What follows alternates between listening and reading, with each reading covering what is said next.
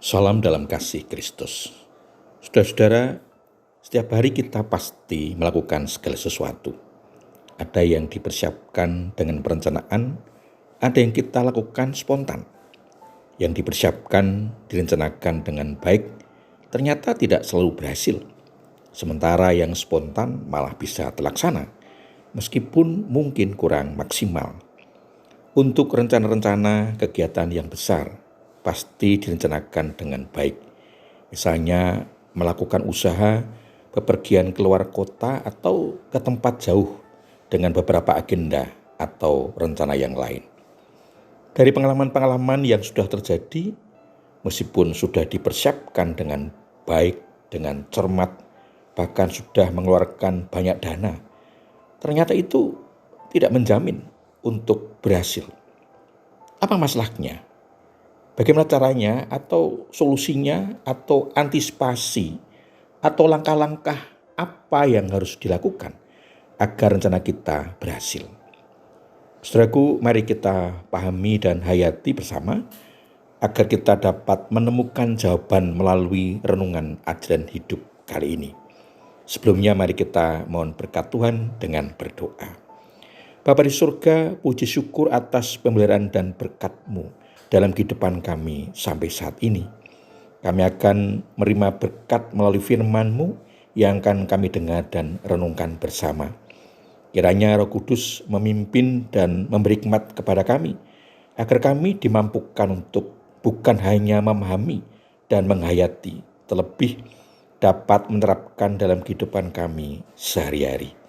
Mohon ampun atas segala kekurangan dan dosa-dosa kami. Hanya di dalam nama Tuhan Yesus Kristus, doa ini kami alaskan. Amin.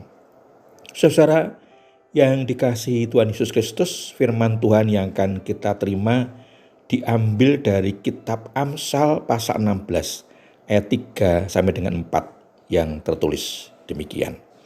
Serahkanlah perbuatanmu kepada Tuhan, maka terlaksanalah segala rencanamu. Tuhan membuat segala sesuatu untuk tujuannya masing-masing.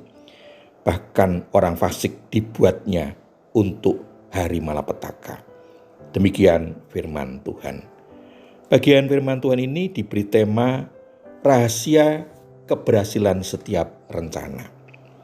Saudaraku, penulis Amsal mengingatkan orang percaya seharusnya tidak melakukan segala sesuatu dengan sombong, tetapi harus mencari kehendak Allah dalam segala hal, seperti disaksikan dalam kitab Yakobus pasal 4 ayat 13 sampai 16.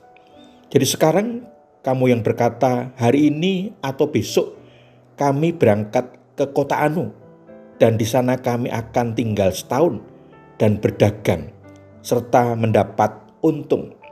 Sedangkan kamu tidak tahu apa yang akan terjadi besok. Apa arti hidupmu? Hidupmu itu sama seperti uap yang sebentar saja kelihatan lalu lenyap. Sebenarnya kamu harus berkata, jika Tuhan menghendakinya, kami akan hidup dan berbuat ini dan itu. Namun, sekarang kamu memegahkan diri dalam kecongkaanmu, dan semua kemegahan yang demikian itu jahat. Saudaraku, ketika orang membuat rencana dan tujuan untuk masa depan, orang percaya harus selalu mempertimbangkan Allah dan kehendak-Nya. Kita harus mengakui bahwa keberhasilan suatu rencana sepenuhnya tergantung pada Allah. Prinsip hidup yang harus kita anut ialah jika Tuhan menghendakinya. Apabila kita sungguh-sungguh berdoa, kehendak-Mu jadilah, kita mempunyai kepastian bahwa hidup kita saat ini dan kelak ada di bawah perlindungan Allah, Bapa surgawi kita. Mereka yang menentukan tujuan hidup dan berhasil mencapainya mempunyai kecenderungan untuk memegahkan diri didasarkan pada anggapan salah, bahwa apa saja yang kita capai itu adalah usaha kita sendiri, dan itu salah. Apabila motivasi dan perbuatan kita itu benar, maka kita dapat menyerahkannya kepada Tuhan dan yakin bahwa Ia akan menegakkannya serta memberkati kita. Saudaraku, segala sesuatu akan berakhir sebagaimana mestinya. Bagi orang yang hidup senantiasa mencari dan melakukan kehendak Allah, maka semua rencana akan terlaksana. Dan bagi mereka yang melakukan kejahatan akan menderita hukum Allah yang adil, seperti yang tertulis dalam ayat 5 pasal 16 kitab Amsal. Setiap orang yang tinggi hati adalah kekejian bagi Tuhan. Sungguh ia tidak akan luput dari hukuman. Saudaraku, ayat ini menekankan bahwa Allah akan bertindak dengan adil kepada orang fasik, dan Allah tidak menciptakan atau menganjurkan kefasikan. Puji Tuhan. Saudaraku, sekarang jelas bahwa Tuhan Allah sumber keberhasilan setiap rencana. Pertanyaannya, bagaimana caranya atau apa yang harus kita lakukan agar setiap rencana kita berhasil? Yang pertama, setiap rencana serahkanlah kepada Tuhan di dalam doa. Setiap rencana yang akan kita lakukan, mohon berkat Tuhan agar Tuhan menunjukkan jalan, mengarahkan kita sehingga berhasil. Amsal pasal 3 ayat 6 mengatakan, akuilah dia dalam segala lakumu, maka ia akan meluruskan jalanmu. Saudara, dalam semua rencana, keputusan dan tindakan kita, hendaklah mengakui Allah sebagai Tuhan.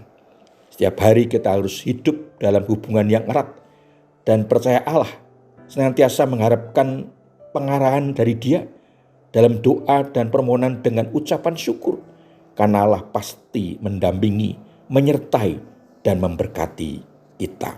Yang kedua, setiap rencana yang kita buat senantiasa sesuai dengan kehendak-Nya sebagai keinginan tertinggi kita. Ketika kita melakukan itu, Allah akan meluruskan jalan kita, menuntun kita menuju sasaran yang ditetapkannya untuk kehidupan kita. Menyingkirkan semua halangan dan rintangan, bukan merasa mampu dan menyombongkan diri. Allah tidak berkenan kepada orang yang tinggi hati dan tidak akan luput dari hukumannya, sehingga setiap rencananya tidak pernah berhasil. Amin. Mari kita mohon berkat Tuhan dengan berdoa. Bapa, terima kasih firman-Mu mengingatkan kami agar dalam setiap rencana kami senantiasa menyerahkan kepadamu dan terus berjuang sesuai dengan kehendak-Mu. Mohon ampun kekurangan dan dosa-dosa kami. Kami menyerahkan hidup kami selanjutnya dalam naungan kasih dan berkat-Mu. Di dalam Tuhan Yesus Kristus, doa ini kami alaskan. Amin. Saudara-saudara yang dikasihi Tuhan Yesus Kristus, demikian renungan Advent Hidup. Sampai bertemu dalam renungan selanjutnya. Kasih karunia dan damai sejahtera dari Allah Bapa di dalam Tuhan Yesus Kristus, pimpinan dan penyertaan Roh Kudus memberkati saudara semua. Amin.